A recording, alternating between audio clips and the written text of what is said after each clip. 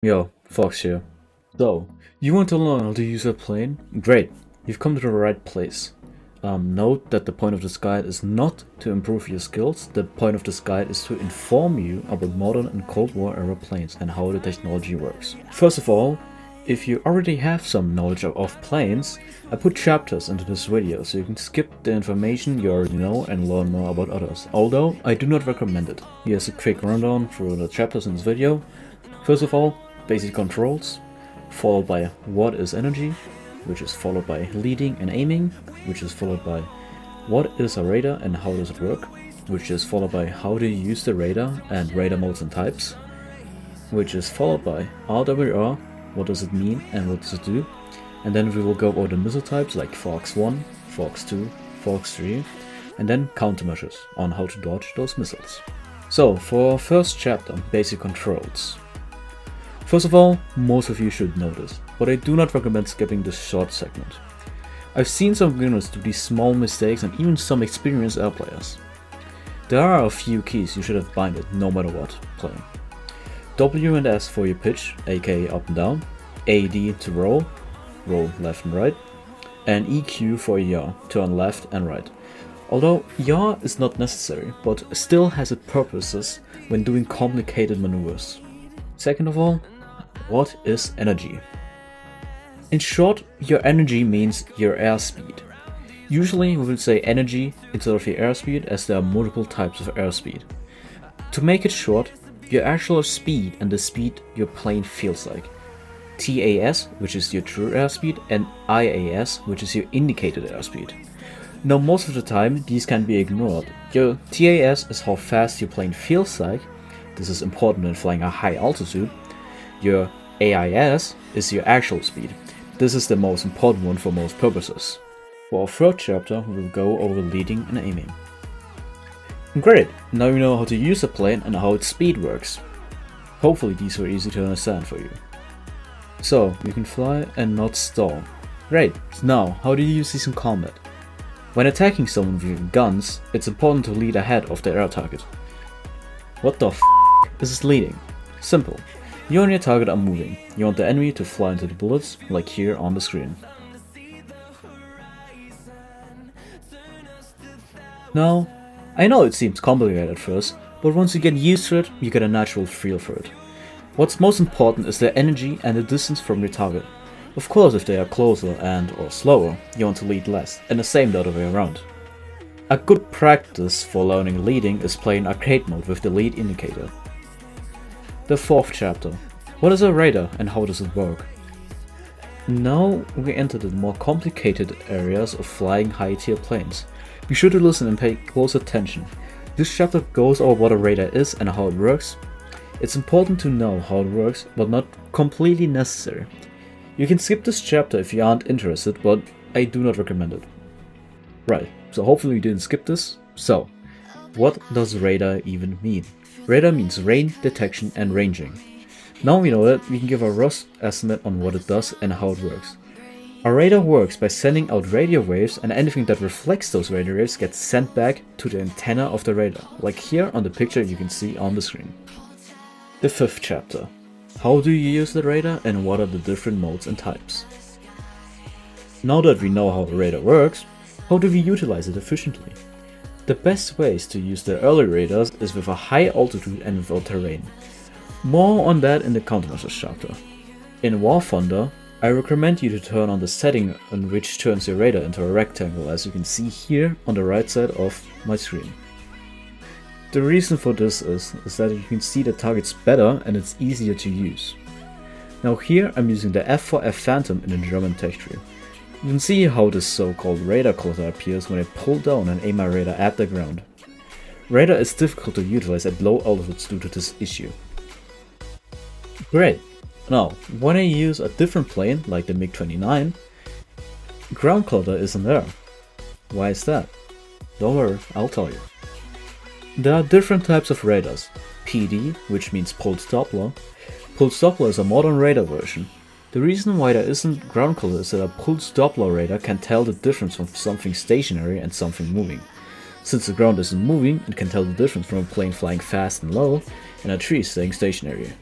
Some planes like the F4S Phantom have a PDV HDN radar, which stands for Pulse Doppler Velocity Head-On. This can detect targets by their velocity, but only from a head-on perspective. This is more ideal than a regular radar, but it has cons. You can only see targets head-on, like the name says. It has trouble detecting targets from a side view, and it also lacks an IFF, which stands for Identification Friend Foe. MTI stands for Moving Target Indication. It's similar to Pulse Doppler mode, except that it is less effective and less of quality. Mostly Russian planes use these modes. Good. Now, the modes that a radar has: SCRC, SCRC-PD, SCRC-PDV, MTI, and so on. There are 4 main types and many submodes. The 4 main types are SRC, which stands for Search, ACM, Active Combat Mode, HMS, Head-Mounted Sight, and lastly TWS, Track While Scan. HMS is similar to ACM mode. The difference between HMS and ACM are that you need to manually activate locking mode with the HMS, and the HMS goes wherever you're looking, like in the example on the screen. TWS is something in between. It can track targets you selected and it will keep searching, but it only updates targets if it scans them again. This is the ideal mode majority of the time. Now, Search mode has the most of the submodes, but we already went over most of them, so we don't have to repeat them. The 6th chapter, RWR, and what does it mean and what does it do? RWR stands for Radar Warning Receiver. It detects radar signals. Some are more rudimentary and some are more advanced, but they all work in the same way. Some RWRs can detect what kind of radar is tracking you and what plane it even is. Some can even tell if a missile is launched, but this segment doesn't require much explanation, just knowledge on what it even is, and if you can read, you'll be fine. Just know, the faster the beeping is, the more dangerous it is. Now I will go over a more important chapter for beginners. The 3 different types of missile: Fox 1, Fox 2, and Fox 3. A Fox 1 missile is a semi-active radar homing missile. It guides itself by a radar, but it doesn't have any built-in radar. It gets its information by the radar of its respective launch platform, like the radar of a plane. These missiles are usually great for mid or long ranges. Fox 1 missiles require the lock on the chosen target to function, or else they won't know where to go. Fox 2 missiles are ideal for short ranges. They guide themselves by tracking infrared signatures like the engine of a plane or the sun. Usually these missiles are small and fairly maneuverable. Fox 3 missiles. These are highly modern missiles. They are ideal for long ranges. These missiles guide themselves by using their own built-in radar with the SICA ARH, which stands for Active Radar Homing. These missiles are more complicated than every other missile, but still relatively simple. These missiles require the lock of an external radar. The radars on these missiles activate themselves once they are in range, which varies from missile to missiles.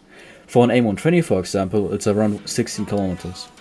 Once their own radar activates and tracks the target themselves, you call this going pitbull. In War Thunder, you can see on your radar when a missile goes pitbull by the indicator of your blip on the radar. The last and final chapter, Countermeasures. Now we get to the last segment of this guide, Countermeasures. Hopefully by this point you know how to use a modern or Cold War era plane and utilize it efficiently. Now you might be asking me, what do we do when we get shot at? Don't worry, your plane has countermeasures to help you survive, flare and chaff. Although there are more ways to defend yourself than just with flare and chaff. Quickly, more on flares. If you don't know what a flare is basically a body of heat. If you remember from earlier, you might know that what this is supposed to defend itself against. Flares confuse Fox 2 heat-seeking missiles by creating multiple false heat signatures. Chaff, on the other hand, works by confusing radar waves. Chaff are small aluminium flakes. If you remember how radar sees targets, you might figure out how it works. The aluminum flakes reflect the radio waves of a radar, which confuses the radar by creating false radar sources. Great, you know what chaff and flare is. It's important to note that your planes don't carry infinite of these countermeasures, and that there are countermeasures. You want to conserve these. Radar missiles are the easiest to dodge without countermeasures or chaff. A few simple methods are multipathing, notching, and terrain masking. Multipathing and terrain masking are easy.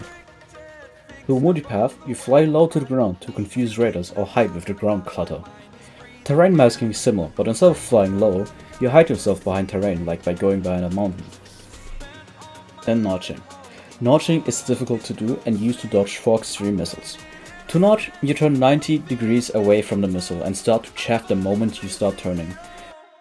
The goal is to confuse the active radar homing seeker by locking onto chaff since it can't tell what it is locking. This is the most effective method, but the hardest to do. If the missile keeps track, you should turn more. This is too complicated to put into a small segment, so you should search for other guides that explain this more accurately. Splendid! Now, how would you dodge a Fox 2 with countermeasures built in? There's a few methods. You can flare flower.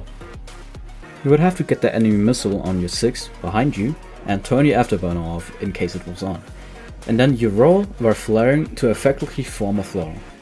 Flare flowers work with AIM-9M or AIM-9LI. R-73s or magics are dodged by making them lose energy. You cut your afterburner off and create a wall of flares by flying perpendicular to the missile, like shown here. Excellent, now we've reached the end of this guide. I hope that you feel on planes and how they function. Hopefully you will be a master of air battles in no time. Use this info wisely and share it with your friends, if you even have them. But make sure to like and subscribe. Go get him, Tiger.